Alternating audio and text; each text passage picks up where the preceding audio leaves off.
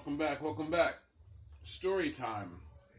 But there's one particular story I've posted before, a Nollywood story. I think it was under Cleats and Effect of a man. He was coming from his village and he was very poor and he wanted to go to the city to become wealthy. And what this man did was he made friends with a woman in the village and he was like, oh, if I only had this money so I can start a business in the city so I can become wealthy, this, that, and the other. And he started dating this woman. And, you know, she ran a store with flour and things that she sold in the village.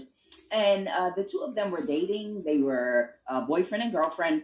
And she took everything that she had, every penny that she saved up of her own money, this woman, out of the love and compassion for this man and the faith and confidence that she had in him, and she gave it to him with a smile, with a vulnerability, and said, I love you, I have faith in you, I believe in you. And she gave it to him.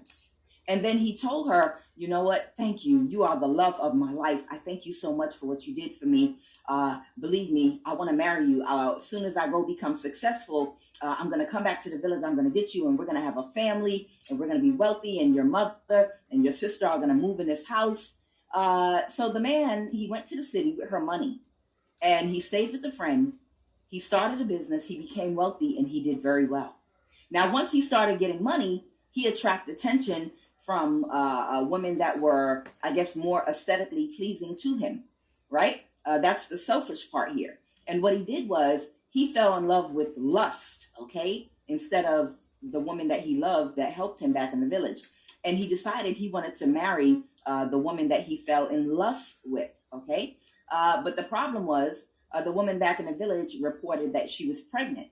So, I'll give you a little second to kind of think in your mind, because you know that's what I do. What do you think's going to happen?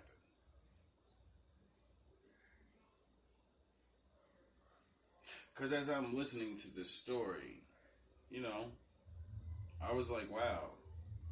In the beginning, it's an act of valor on a man's part to say, I believe in myself, and if I only had this, I can use this knowledge and my abilities as a man to gain more and actually go further.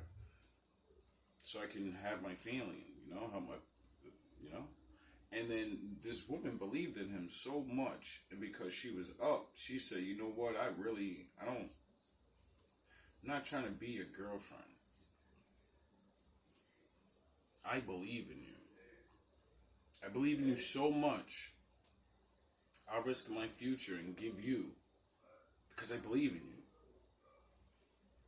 She believes in him because she sees what he does. He obviously must have spoke of his plan to her and believed that it could happen. So, you know, they stay together. He gives her the money. He goes to the city, gets his thing. It works. And now the Lord tests you, like King David. See, the Lord makes every man. And then he tests you. And even King David, you know, he failed. He went and tried to he offed the dude to get his wife. And her family said, no, you're going to go live in the house with our son that you gave that money to, and you're going to be his wife, and y'all going to have a family. And he didn't want to get in trouble, so he, you know, brought her to the city. And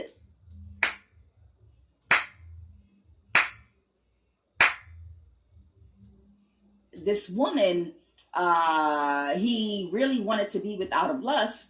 You know, he put her to the side and told her a lie to make her disappear for a little while. And a friend advised him, hey, just unalive her. Get rid of her. Get rid of her and unalive her. She'll go away forever and you don't have to worry about nothing. Okay? That's what King David did. Hey, don't worry about it, King David. You're not going to break the law. This is consciousness. This is how stupid any man can be. Even if you know the law. He tried to use the law to break the fucking law. and said to himself, I can't be with her, she's married.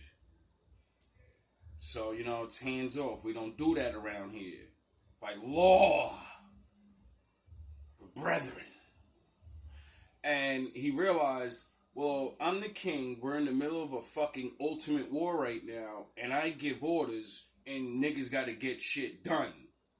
So, what we're going to do is, since I already like his wife and been sleeping with her, we're going to put him on the front lines in the worst part of the war. So, he doesn't come back. And thus, the law says she's a widow now and she can remarry. And I can do whatever the fuck I want. And the Lord was looking down at him like, this nigga crazy. What the fuck? Is this nigga out of his mind? Didn't he remember what I could see you? Nigga, I see you. I'm in your mind. I hear you fucking using the law against the law to break the law. What the fuck is wrong with you? Did the Lord stop him? No, the Lord let him do what he did, removed himself from him, allowed him to be a fucking idiot, and then he suffered. And then when he got dethroned, I believe, you know what David asked for? Because, he has the promise. He's the fucking chosen one at this time. You get it right? And he said, Lord, I don't care if you took everything from me, my riches, my name. I don't care if I'm a piece of shit now. Nobody gives me anything. I don't give a fuck about nothing. Please don't leave me. Please don't remove yourself from me. Please at least a morsel of your guidance as I suffer mercifully in whatever punishments you give me. Just don't leave me by myself. I want to earn my way back. Now, the thing about it is, this woman didn't do anything wrong. She didn't know he was married. She didn't know he had a baby. She didn't know any of these things, okay? She's not guilty of anything. But nonetheless, what the man did was, what he actually did was he poisoned her food while she was pregnant with his child. Jeez. And she passed away. And he thought, yes, she's gone. She's out the way. Now I'm successful and I have a sexy new wife. And who can stop me now? Nobody's seen anything. I got away with it. Who can stop me now? That's what you all think. I'm going to go on and live my life in this big-ass house, and we're going to live it up. She looks like, I guess, Instagram model, whatever. And what happened was, on their wedding night, she went to stand in the mirror as soon as they did her makeup professionally. And when she looked in the mirror, the ghost of his wife from the village inhabited and possessed his new wife's body.